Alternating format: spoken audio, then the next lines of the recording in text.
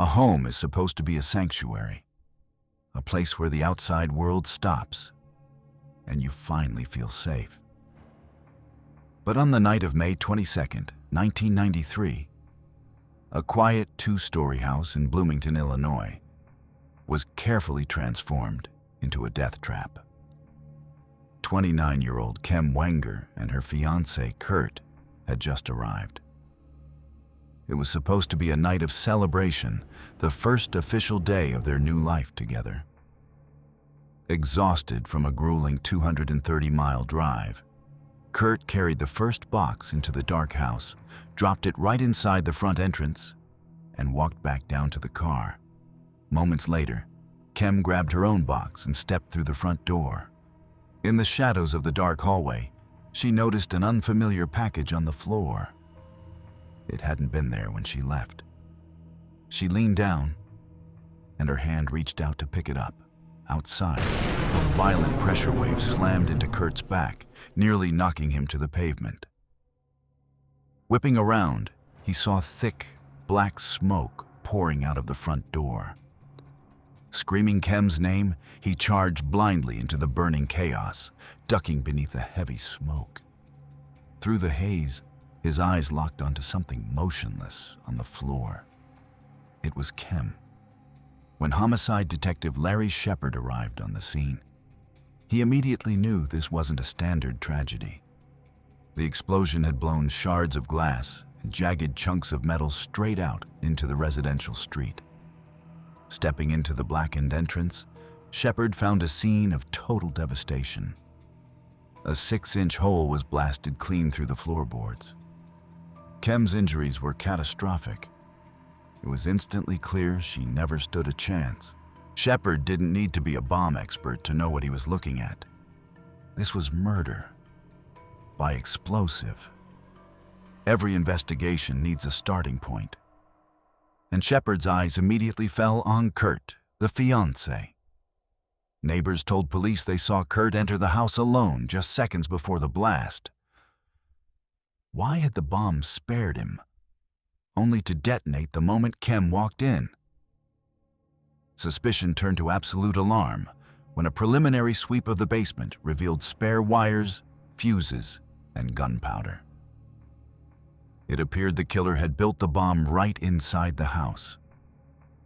But as Shepard hammered Kurt with questions in the interrogation room, the case against him began to fracture. Kurt had a rock-solid alibi.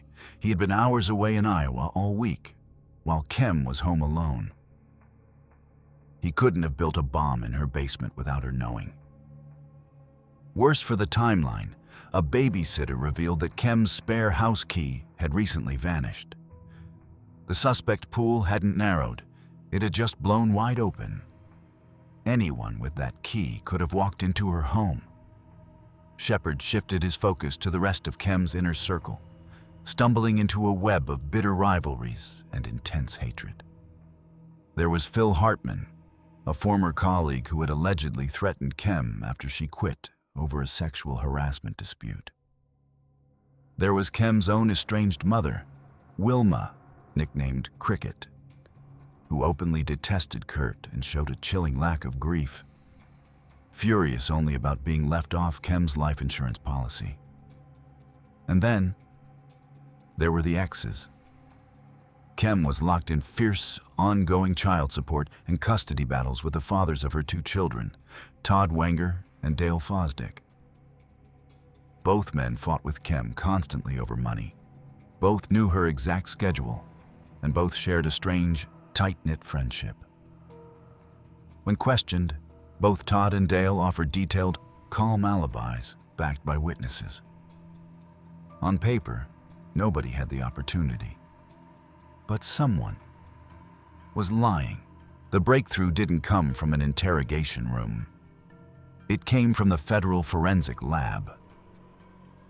A TF agents piecing together the bomb fragments made a crucial discovery.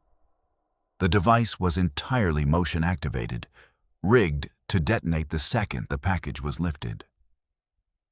This changed everything. It meant the killer didn't need to be anywhere near the property when it went off. They could have slipped into the house days in advance, tinkered with the wires in the basement, and set the lethal trap to wait. But building a motion-sensitive bomb without accidentally blowing yourself up required immense technical discipline and experience with machinery. That single detail eliminated the chaotic, scatterbrained suspects. The focus narrowed like a laser onto Dale Fosdick, a skilled machinist who worked with complex tools for a living. When police searched Dale's workspace, the puzzle pieces finally locked into place. The unique metal scraps and machinery tools matched the fragments recovered from Chem's destroyed hallway. Driven by a cold, calculating greed to escape his child support obligations, Dale had used a stolen key to turn his own son's mother into a target. Dale Fosdick was arrested, convicted of first-degree murder, and sentenced to life in prison behind bars. The two-story house in Bloomington was left scarred, a dark monument to a calculated betrayal. Seeking an escape from the trauma, the remaining family packed up what was left of their belongings and quietly moved out of the state, leaving the town behind to finally find a fragile peace.